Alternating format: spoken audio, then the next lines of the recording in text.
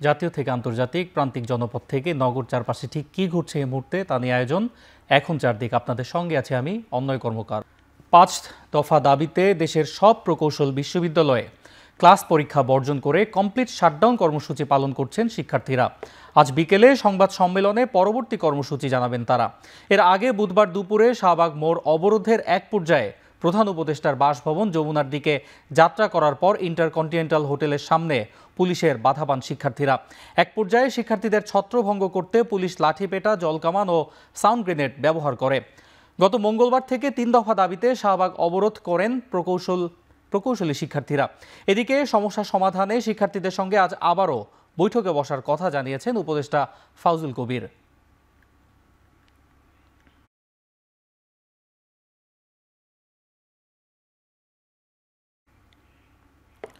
ঢাকায় বুয়েট শিক্ষার্থীদের উপর পুলিশি হামলার প্রতিবাদে 3 দফা দাবিতে চুয়েট, রুয়েট, কুয়েট শিক্ষার্থীরা ক্লাস পরীক্ষা বর্জন সহ ক্যাম্পাসে আন্দোলন অব্যাহত রেখেছেন। চট্টগ্রাম প্রকৌশল ও প্রযুক্তি বিশ্ববিদ্যালয়ে চুয়েটে চলছে কমপ্লিট শাটডাউন কর্মসূচি। বন্ধ রয়েছে ক্লাস, পরীক্ষা ও প্রশাসনিক কার্যক্রম। শিক্ষার্থীরা জানায় 2 সপ্তাহ ধরে শান্তিপূর্ণ কর্মসূচি পালন করলেও সরকারের পক্ষ থেকে আলোচনার উদ্যোগ নেওয়া হয়নি। উল্টো গতকাল ঢাকায় আন্দোলনে পুলিশের হামলায় বহু শিক্ষার্থী আহত হন। একই দাবিতে ক্লাস পরীক্ষা বর্জন করেছে রাজশাহী প্রকৌশল ও প্রযুক্তি বিশ্ববিদ্যালয় রুয়েট ও খুলনা প্রকৌশল ও প্রযুক্তি বিশ্ববিদ্যালয় কুয়েটের শিক্ষার্থীরা। দাবি আদায় না হওয়া পর্যন্ত কর্মসূচি চালিয়ে যাওয়ার ঘোষণা দিয়েছেন তারা। এদিকে বুয়েটের 3 দফা দাবির প্রতিবাদ এবং 7 দফা দাবিতে নাটোর রাজশাহী মহাসড়ক অবরোধ করে বিক্ষোভ করছে নাটোর টেক্সটাইল ইনস্টিটিউটের শিক্ষার্থীরা।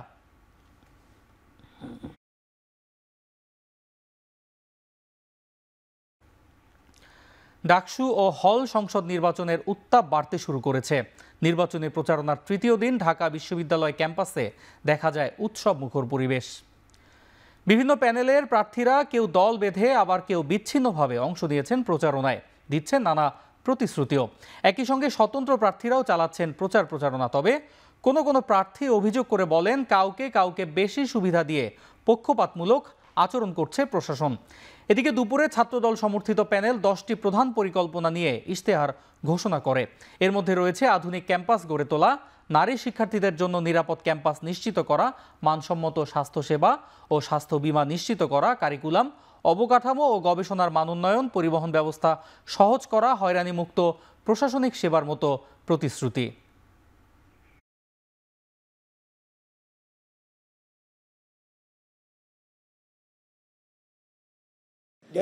গণরম সংস্কৃতি, জোরপূর্বক রাজনৈতিক কর্মসূচি, দমন নিপীড়নের মতো ঘৃণিত চর্চা বন্ধ করে ক্যাম্পাসকে সন্ত্রাস, চাঁদাবাজি ও দখলদারিত্ব থেকে চিরকালের জন্য মুক্ত করুন। শিক্ষার্থী নিপীড়ন, র্যাগিং, অনলাইন অফলাইনে ঘৃণা ও মিস ইনফরমেশন প্রতিরোধে ডাকসুর অধীনে একটি স্বাধীন শিক্ষার্থী সুরক্ষা সেল গঠন ও শিক্ষার্থীদের যে কোনো জরুরি প্রয়োজনে 24 ঘন্টা সেবা প্রাপ্তি নিশ্চিত করে ইমার্জেন্সি হেল্পলাইন চালু। প্রয়োজনীয় উদ্যোগের অংশ হিসেবে নতুন হল নির্মাণের দ্রুত ব্যবস্থা গ্রহণ, যেন ভর্তির দিন থেকেই প্রতিটি শিক্ষার্থীর জন্য একটি সিট ও একটি পড়ার টেবিল নিশ্চিত করা সম্ভব হয়। জাহাঙ্গীরনগর বিশ্ববিদ্যালয় কেন্দ্রীয় শিক্ষার্থী সংসদ নির্বাচনে ছাত্রদলের পূর্ণাঙ্গ প্যানেল ঘোষণার কথা রয়েছে আজ। এছাড়াও মনোনয়নপত্র প্রত্যাহারের শেষ দিন আজ। কাল থেকে শুরু হচ্ছে আনুষ্ঠানিক প্রচারণা। এদিকে রাজশাহী বিশ্ববিদ্যালয় কেন্দ্রীয় ছাত্র সংসদ রাকসু নির্বাচনের মনোনয়ন ফর্ম সংগ্রহের 4র্থ দিনে এখন পর্যন্ত 3 জন ফর্ম সংগ্রহ করেছেন। এর আগে বিভিন্ন পদে মনোনয়নপত্র সংগ্রহ করেছেন 170 প্রার্থী। এছাড়া রাকসু নির্বাচনে প্রার্থীদের ডোপ টেস্ট কার্যক্রম শুরু হয়েছে। এদিকে প্রায় 3 যুগ পর চট্টগ্রাম বিশ্ববিদ্যালয়ে নির্বাচনী তফসিল ঘোষণা করা হবে বিকেলে। দীর্ঘ প্রতীক্ষার অবসান হতে চলায় উচ্ছ্বসিত শিক্ষার্থীরা।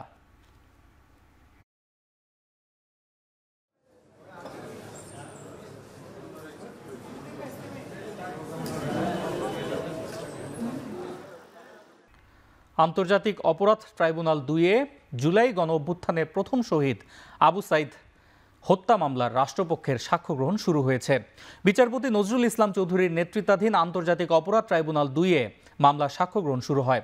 মামলার প্রথম সাক্ষী হিসেবে সাক্ষী দেন শহীদ আবু সাইদের পিতা মকবুল হোসেন। এ সময় তিনি আবু সাইদের স্মৃতিচারণ করে বারবার কান্নায় ভেঙে পড়েন।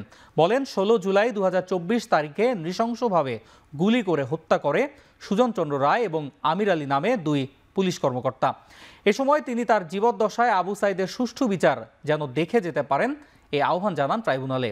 এর আগে গেল 6 আগস্ট বেগম রোকেয়া বিশ্ববিদ্যালয়ের সাবেক ভিসি হাসিবুর রশিদ সহ 30 জনের বিরুদ্ধে অভিযোগ গঠন করে বিচার শুরুর আদেশ দেন ট্রাইব্যুনাল 2। সকালে আবু সাইদ হত্যা মামলায় গ্রেফতার 6 আসামিকে ট্রাইব্যুনালে হাজির করা হয়। তবে এ মামলার আসামি বেরবির সাবেক ভিসি, রংপুর মেট্রোপলিটন পুলিশের কমিশনার সহ 24 জন এখনও পলাতক রয়েছেন।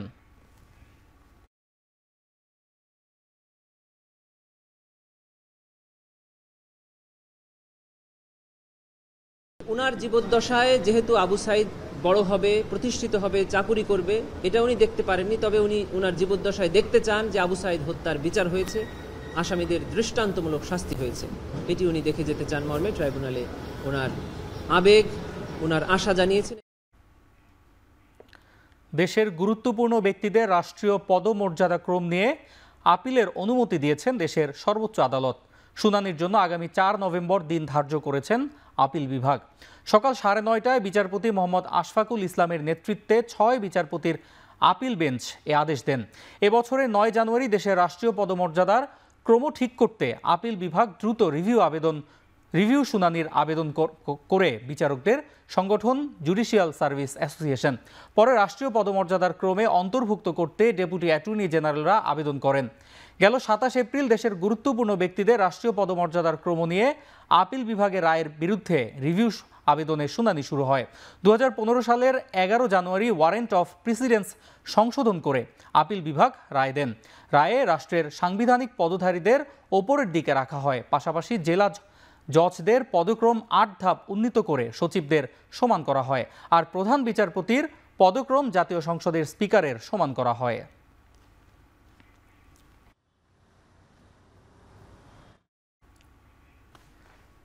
সংসদীয় আসনের সীমানা চূড়ান্ত করে 15 সেপ্টেম্বর গেজেট প্রকাশ করবে নির্বাচন কমিশন।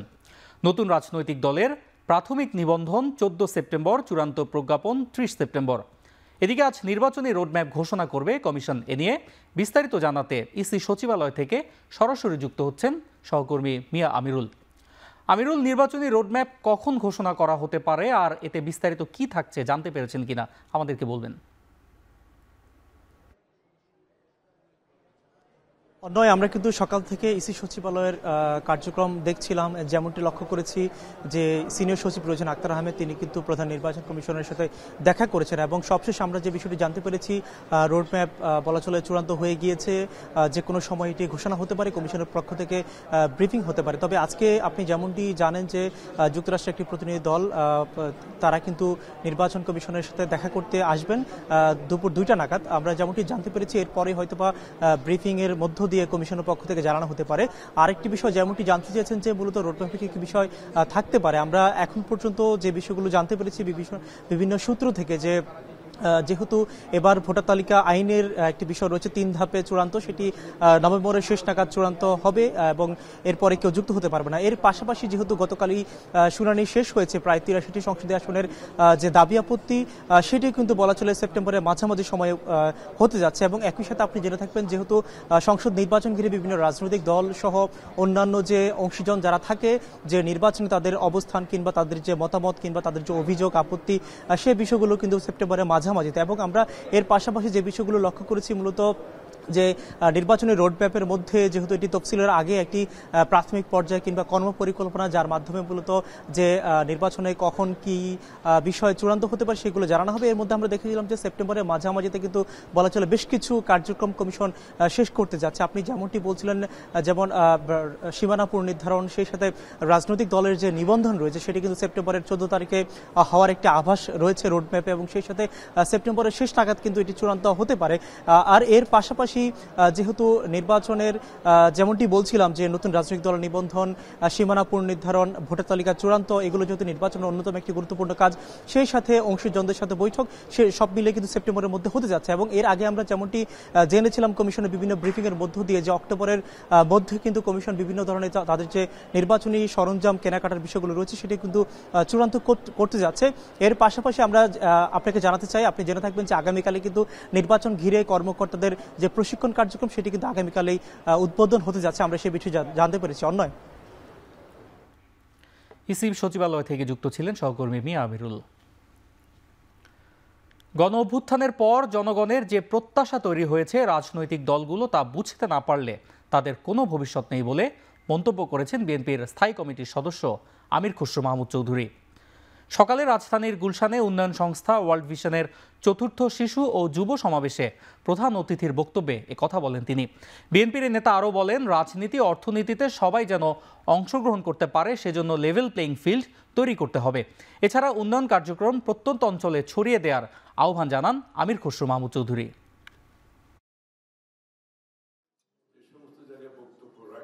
যদি এই প্রত্যাশা যে মনোজগতের যে পরিবর্তন হয়েছে, যে সমস্ত রাজনীতিবিদ, যে সমস্ত রাজনৈতিক দল এই মনোজগতের পরিবর্তন বুঝতে পারবে না, এই প্রত্যাশা আকাঙ্ক্ষা বুঝতে পারবে না, তাদের কোনো ভবিষ্যৎ নেই। আমরা যে যেখানে আছি বাংলাদেশে, সেখান থেকে যাতে বাংলাদেশের রাজনীতি অর্থনীতিতে অংশগ্রহণ করতে পারে, সকলের জন্য একটা লেভেল প্লেইং ফিল্ড ক্রিয়েট করতে হবে আমাদের। ঝিনাইদহের শৈলকুপায় ইসলামী ব্যাংকের এজেন্ট ব্যাংকিং শাখার ভল্ট ভেঙে 1,25,000 টাকা লুট করেছে দুর্বৃত্তরা।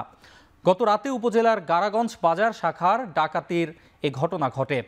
সকালে অফিসে গিয়ে ব্যাংক কর্মচারীরা বিষয়টি জানতে পারেন। তারা জানান, ভবনের পেছনে মই লাগিয়ে মসজিদ মার্কেটের দ্বিতীয় তলায় ব্যাংকের জানালার গ্রিল কেটে ভেতরে ঢোকে দুর্বৃত্তরা। পরে ভল্ট ভেঙে 1,25,000 টাকা লুট করে তারা। এক পর্যায়ে অফিসের সিসিটিভি ক্যামেরার ডিভাইসও নিয়ে যায় তারা। পুলিশ ঘটনাস্থল পরিদর্শন করেছে। এই ঘটনায় জড়িতদের গ্রেপ্তারে অভিযান চলছে বলে জানিয়েছে পুলিশ।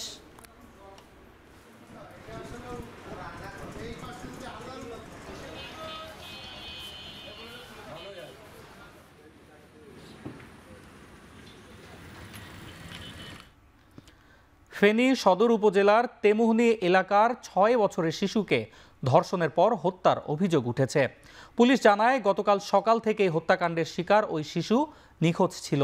খোঁজাখুঁজির এক পর্যায়ে রাতে বাড়ির পাশের একটি ইটভাটা ট্যাঙ্কির ভেতর থেকে শিশুর মরদেহ উদ্ধার করা হয়। তেমুহানি বাজার সংলগ্ন ভাড়া বাসায় বসবাস করত মেয়েটির পরিবার। এই ঘটনায় জড়িত সন্দেহে ইটভাটার এক শ্রমিককে আটক করা হয়েছে। হত্যাকাণ্ড তদন্তে কাজ শুরু করেছে পুলিশ।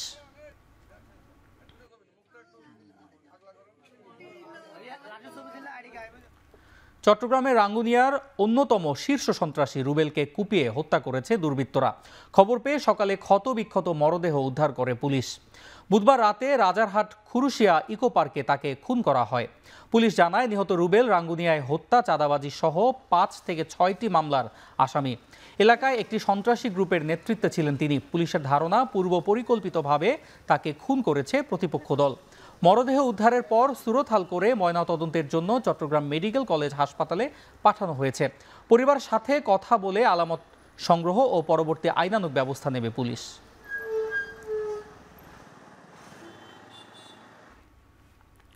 সাভারের তেঁতুলঝোড়া ইউনিয়নে বিমল রাজবংশী নামে এক যুবককে পিটিয়ে হত্যা করেছে নারায়ণ রাজবংশী।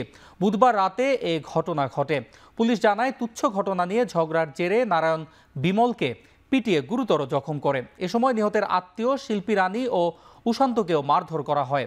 পরে স্থানীয়রা আহতদের উদ্ধার করে হাসপাতালে পাঠায়। খবর পেয়ে পুলিশ মরদেহ উদ্ধার করে ময়নাতদন্তের জন্য রাজধানীর শহীদ সোহরাওয়ার্দী মেডিকেল কলেজ হাসপাতালের মর্গে পাঠায়। সাভার মডেল থানার ওসি জানান, হত্যাকারীকে আটক করতে অভিযান চলছে। এই ঘটনায় একটি হত্যা মামলাও দায়েরের প্রস্তুতি চলছে।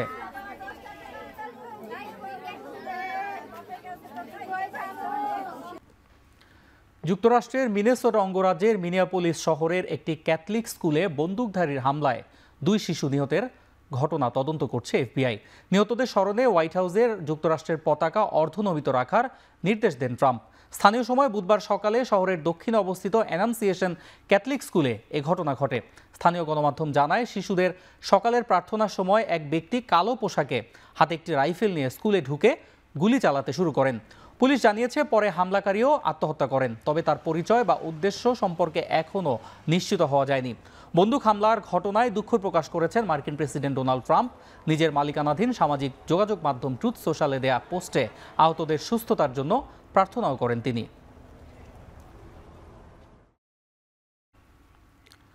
দ্বিতীয় বিশ্বযুদ্ধের ৮০তম বিজয় দিবস উদযাপনে চীনের সামরিক কুচকাওয়াজে অংশ নিচ্ছেন উত্তর কোরীয় নেতা কিম জং উন। আগামী ৩ সেপ্টেম্বর রাজধানী বেইজিংয়ের তিয়ানআনমেন স্কোয়ারে অনুষ্ঠিত হবে এই কুচকাওয়াজ। এছাড়াও এই আয়োজনে অংশ নিচ্ছেন রাশিয়ার প্রেসিডেন্ট ভ্লাদিমির পুতিন সহ ২৬ দেশের রাষ্ট্রপ্রধান এবং ১০টি আন্তর্জাতিক সংস্থার প্রতিনিধিরা। শত শত বিমান, ট্যাঙ্ক এবং অ্যান্টি ড্রোন সিস্টেম সহ কুচকাওয়াজে সর্বাধুনিক সামরিক অস্ত্র প্রদর্শন করবে চীন। ১৯৪৫ সালের ২ সেপ্টেম্বর জাপান আনুষ্ঠানিকভাবে আত্মসমর্পণের দলিলে সই করে। ২০১৪ সালে চীন আইন করে ৩ সেপ্টেম্বরকে চীনা জনগণের বিজয় দিবস হিসেবে ঘোষণা করে।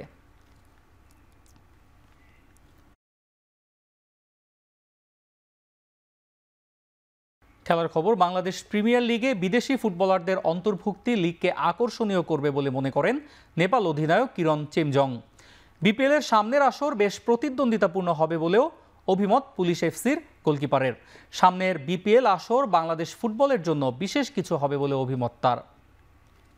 These things can change. I think Bangladeshi football last season was, or previous season was, like always dominating by 1 or 2 team, but from this season I think 4-5 team will fight for the BPL league. I'm sure for that. শেষ করছি এখন চারদিক। এখন television ওয়েবসাইটে দেখতে visit করুন www.ekhon.tv, ফেসবুকে দেখতে ভিজিট করুন facebook.com/tv.ekhon, ইউটিউবে দেখতে ভিজিট করুন youtube.com/c/ekhon tv।